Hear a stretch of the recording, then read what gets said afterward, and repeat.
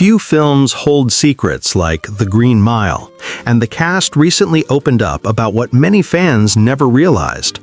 Often hailed as one of the finest Stephen King adaptations, it remains a masterpiece of emotional storytelling. Its power runs so deep that even hardened viewers admit it made them cry. Somehow, this story made audiences care for a man awaiting execution, John Coffey, the heart of The Green Mile. For countless film lovers, this tale of injustice, miracles, and redemption stands as one of cinema's most soul-stirring achievements. Yet beneath its well-known story hides another layer that most fans have never glimpsed. Today we're unveiling The Green Mile's best-kept secrets, truths shared directly by the cast and crew who made it unforgettable. From subtle meanings and on-set discoveries to hidden symbolism, these revelations reshape how you see Paul Edgecombe's journey forever. From Tom Hanks' reflections on his character's faith to Michael Clarke Duncan's transformation into John Coffey and the scenes that almost changed everything, this is the real story behind The Green Mile. By the end, you'll look at this film through entirely new eyes. The movie that nearly vanished. Before diving into what the actors revealed, there's a stunning fact you need to know. The Green Mile nearly never reached the screen. After The Shawshank Redemption struggled at the box office, despite its later legendary status, director Frank Darabont hesitated to take on another prison tale. Studios too doubted audiences would sit through a 3-hour film set on death row. Tom Hanks' commitment became the turning point that finally got the project approved. Riding the momentum of Forrest Gump and Saving Private Ryan, his involvement convinced the studio, though they still worried about the film's length. What few people realize is that Darabont risked everything by refusing to shorten it. He knew every moment mattered to fully explore the emotional core of the story. That dedication to his vision ultimately shaped one of Hollywood's most haunting and human films. Building the Mile from the ground up. A major reason the film feels so real lies in the prison itself, an entire set built from nothing. Unlike The Shawshank Redemption, which used a real penitentiary, The Green Mile required a purpose-built set to capture its unique tone. Production designer Terrence Marsh, an Oscar winner for Dr. Zhivago and Oliver, recreated the mile with painstaking detail. The distinctive green linoleum, which gives the corridor its name, was the exact shade used in southern prisons of that time. Even the wiring and fixtures were era-accurate. David Morse, who played Brutus, Brutal Howell, later explained that the set changed the cast's performances. The corridor grew darker and more foreboding the farther you walked, symbolizing the journey toward death. It wasn't just scenery, it was part of the storytelling itself. The crew even built a working electric chair, Old Sparky, designed to simulate executions with frightening realism. Special effects expert Charles Gibson made it produce smoke and light, just like the real thing. Sam Rockwell recalled that these scenes created unbearable tension on set. During Dell's harrowing execution, the team used multiple cameras to minimize retakes because the practical effects and emotional toll were so heavy. Darabont even had the actors spend an entire afternoon inside the silent cell block before filming. Each performer stayed in character, guards at their stations, prisoners in their cells, without speaking a word. That silence helped them embody the isolation and monotony of life on death row long before the cameras rolled. The hidden lives of the characters. What most audiences never notice is that every main actor developed a deep, unseen backstory for their role. These unspoken details gave their performances emotional depth. Tom Hanks imagined Paul Edgecombe as a veteran of World War I, someone scarred by violence but guided by compassion. That vision explained his disgust toward Percy's cruelty and his empathy for Coffey's suffering. Michael Clark Duncan prepared by visiting hospitals and observing the gentle strength of caregivers. His performance reflected that tenderness. His body language childlike in calm moments, but commanding when using his gift. Doug Hutchison, who portrayed Percy Wetmore, based his portrayal on a real childhood bully, infusing the character with a disturbingly familiar cruelty. That personal link made Percy's sadism feel horrifyingly real. These hidden backstories show how much care each actor invested, grounding a supernatural story in raw human truth. The meanings most viewers miss. Symbolism runs deep in The Green Mile, and even lifelong fans miss much of it. Over the years, cast and crew have revealed that the color green signals death's presence throughout the film. The cube's kitchen curtains, Dell's unsoaked sponge, even Wild Bill's eyes. The audience senses it without realizing why. John Coffey's healing moments also hold spiritual significance. When he cures Paul's infection or saves Melinda's life, it's more than physical restoration. It's the renewal of faith and innocence. Each healing changes the soul of the person he touches. Biblical echoes appear everywhere. When Coffey says, "I'm tired, boss, tired of being on the road," he echoes Psalm 102's lament of loneliness and sorrow. His final moments mirror Christ's suffering, and when Paul removes his chains, it mirrors the descent from the cross. When Coffey says, "You be still," he echoes divine surrender, the voice of peace in the face of tragedy. The Mouse with a Message. No figure in The Green Mile is more unexpectedly meaningful than Mr. Jingles, the mouse who befriends Edward Delacroix. Far from comic relief, he embodies the story's central moral question. Pay attention to who treats the mouse kindly and who doesn't. Dell's compassion toward Mr. Jingles reveals his humanity. Percy's cruelty exposes his corruption. Paul's choice to protect the mouse foreshadows his decision to shield Coffey later on. The tiny creature stands as a silent test of conscience, reminding us that mercy for the smallest lives often defines our humanity. Through Mr. Jingles, The Green Mile quietly asks the question at its heart: who deserves compassion and who chooses to give it? This deliberately layered symbolism reshapes how we view the film's conclusion, where Mr. Jingles' unnaturally long life gains deeper significance. Much like Paul, he bears both the gift and burden of John Coffey's touch, a lasting sign of divine power within an ordinary world. Weather as emotion. Few storytelling tools in The Green Mile work as quietly yet powerfully as its use of weather. The shifting skies mirror the characters' inner worlds. On the stormy night of Dell's disastrous execution, chaos reigns outside, just as it does within. When John reveals the truth to Paul, the air falls eerily still, reflecting calm and sorrow. By contrast, John's own execution happens beneath a tranquil moonlit sky, nature mirroring his serenity. Most poignantly, Paul's final visit to Coffey's grave unfolds under the first truly bright sunlight of the film. That closing moment marks the only time nature looks peaceful. Every other outdoor scene remains darkened by clouds or rain, as though the sun withholds itself until Paul unburdens his soul decades later. This subtle design shapes our emotions without us realizing it. The result is a film that breathes melancholy until peace finally arrives with light. Inside the prison, gloom is constant. Only beyond it does real calm exist.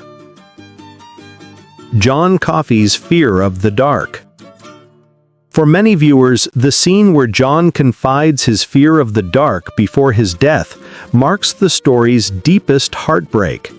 "I was afraid of the dark," he says, a line lifted directly from Stephen King's novel, where this fear defines him. What makes the moment unforgettable is how it turns Coffey from a mythic figure into a man. Despite his divine gifts, he shares a fragile human fear that binds us to him. The giant, capable of miracles, still needs tenderness. This truth reshapes how we see the guard's final act, removing the hood before his execution. Rather than defiance, it becomes compassion for a man terrified of the dark. Percy and Wild Bill, evil reflected. Among the film's most unsettling dynamics is that between Percy Wetmore and Wild Bill Wharton. Each embodies a different face of cruelty. Percy's calculated abuse of power versus Wild Bill's chaotic malice. When Wild Bill seizes Percy and whispers filth into his ear, he infects him with his own madness, an act that later freezes Percy during Dell's death scene. The cycle completes when Coffey forces Percy to absorb Wild Bill's darkness, driving him insane and binding their fates. Studio heads once argued to cut Percy's role, claiming it diluted the plot. But Darabont knew the story needed both bureaucratic evil and wild brutality for Coffey's death to matter. Without Percy's protection by corrupt systems, the film's moral center would falter. His final state, catatonic, powerless, and confined, mirrors the suffering he once caused. The miracle no one talks about. Most audiences view Coffey's healing power as the film's miracle, yet the greater one lies in the transformation he sparks in others. Paul and his fellow guards begin as obedient servants of the system. By the end, they're ready to sacrifice everything to do what is right. That awakening shifts the story from one of magic to one of moral courage. Coffey, too, finds his miracle in the humanity he receives. Men who see him, believe him, and treat him with respect. For someone long condemned by fear and prejudice, that kindness is extraordinary. This broader meaning of miracle explains the film's enduring impact. It's not merely about healing, but about awakening conscience in ordinary people, those who dare to see injustice and refuse complicity. The ending that almost vanished. Few fans realized that the Green Mile's haunting final scenes were nearly cut entirely. The epilogue showing the elderly Paul still alive because of Coffey's touch was considered unnecessary by studio executives. They wanted the story to conclude with John's execution, claiming the runtime was excessive. Darabont resisted, understanding that the heart of the film lies not in death, but in living with what follows. Without seeing Paul decades later, still burdened by guilt, we'd lose the story's true emotional echo. Ironically, those final scenes were filmed first, shaping the tone for everything that followed. Today, it's hard to imagine the movie without them. Without that ending, The Green Mile would have been only a tale of miracles, not a meditation on guilt, memory, and the quiet cost of participation in evil. The unseen moments. Though Darabont captured most of his vision across 3 hours, several powerful sequences never made it to release. Cast and crew have described deleted scenes that deepened character arcs and relationships. One featured Paul's first day at Cold Mountain, revealing that he'd never worked death row before, a detail that would have made his moral transformation even more striking. Another expanded Paul's home life with his wife Jan, showing how the horrors of his job shadowed their marriage. These quiet moments would have enriched his humanity and added weight to every choice he made on the mile. For admirers of the Green Mile, these uncovered details breathe new fascination into an already layered masterpiece, glimpses of untold directions and unseen depths left behind in the final version. From protector to powerhouse, Michael Clarke Duncan's rise remains one of Hollywood's most striking transformations, a leap from celebrity bodyguard to Oscar contender within just a few short years. Before the Green Mile, Duncan's world had nothing in common with red carpets or golden statues. Towering at 6 feet 5 inches and weighing nearly 300 pounds, he once dug ditches in Chicago before bouncing at nightclubs and guarding stars like Will Smith and Martin Lawrence. His film credits were then limited to bit parts as security guards or muscle-bound figures lurking in the background. Casting John Coffey was no easy feat. It demanded not only an imposing figure, but also the spirit of a child and the soul of a saint. At first, Duncan hesitated to even try out. His manager pushed him to audition, knowing Duncan feared he didn't have the acting skill to embody such a layered role. What followed became part of Hollywood folklore. Duncan's nerves almost cost him the chance, stumbling through his lines until he reached Coffey's haunting confession, "I'm tired of people being ugly to each other." The room went completely still. Director Frank Darabont later recalled realizing in that moment they had found their John Coffey. To refine his craft, Duncan trained with the renowned acting coach Larry Moss, known for preparing actors for life-changing roles. He spent time observing those who needed care, studying children to understand unfiltered emotion, and softened his movements to fit the gentle spirit of Coffey. Even after filming began, Duncan wrestled with self-doubt until Tom Hanks stepped in as a quiet mentor, guiding him between scenes and helping him settle into the part. When The Green Mile premiered, critics unfamiliar with Duncan's name were astonished. His portrayal earned him both Oscar and Golden Globe nominations for Best Supporting Actor, a near miraculous accomplishment for someone so new to the craft. Though the statue ultimately went to Michael Caine for The Cider House Rules, Duncan's nomination reshaped his destiny.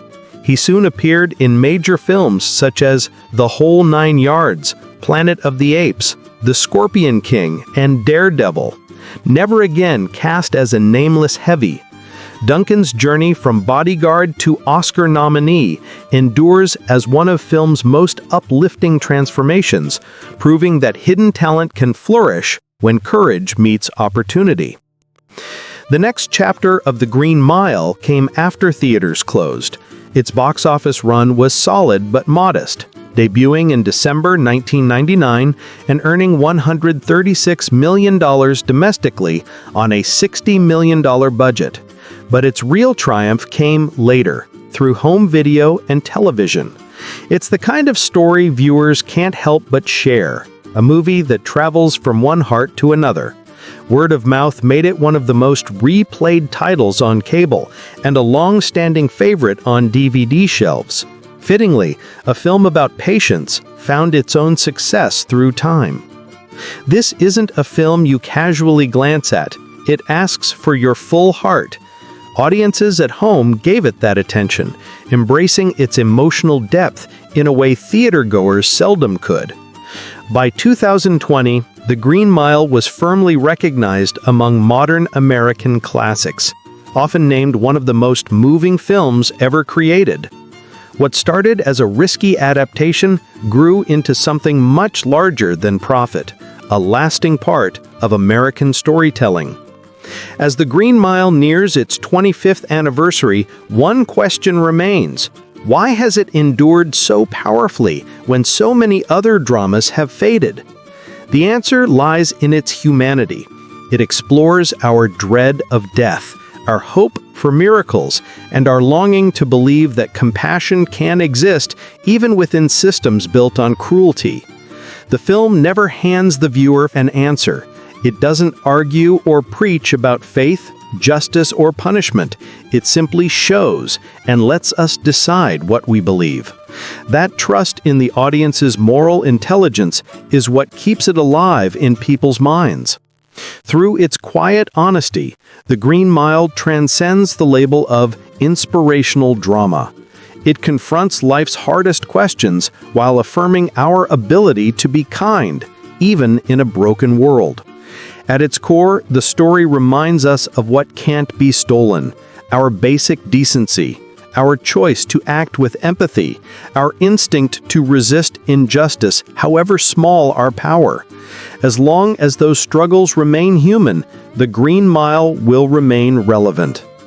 In an age where most entertainment fades quickly, this film stands as proof that the most unforgettable stories are the ones that challenge our souls and leave us searching for our own answers. The Green Mile reawakens the reason we love cinema, not just for escape, but for connection. It reflects our fears, our hopes, and our search for meaning. Every element, from the intricate prison design to the emotional arcs, from its visual language to Duncan's breathtaking performance, feels intentional yet natural. The film doesn't seem made, it feels discovered. Perhaps that's why its spell endures after nearly 25 years. It doesn't seem like fiction at all, but truth wrapped in storytelling. As John Coffey gently tells Paul, "You be kind to them, each and every one. That's your job." If this reflection rekindles your appreciation for The Green Mile, revisit it with new awareness. Notice the recurring green tones, the way storms mirror emotion, and how Mr. Jingle's treatment reveals each soul's morality. Share this masterpiece with someone new. There's magic in seeing their first encounter with it. Don't forget to like, subscribe, and turn on notifications for more explorations of film history's finest works. And in the comments, tell us the moment that moved you most. Until next time, remember, death comes for all, but the path we walk, that long, unending mile, is what defines us.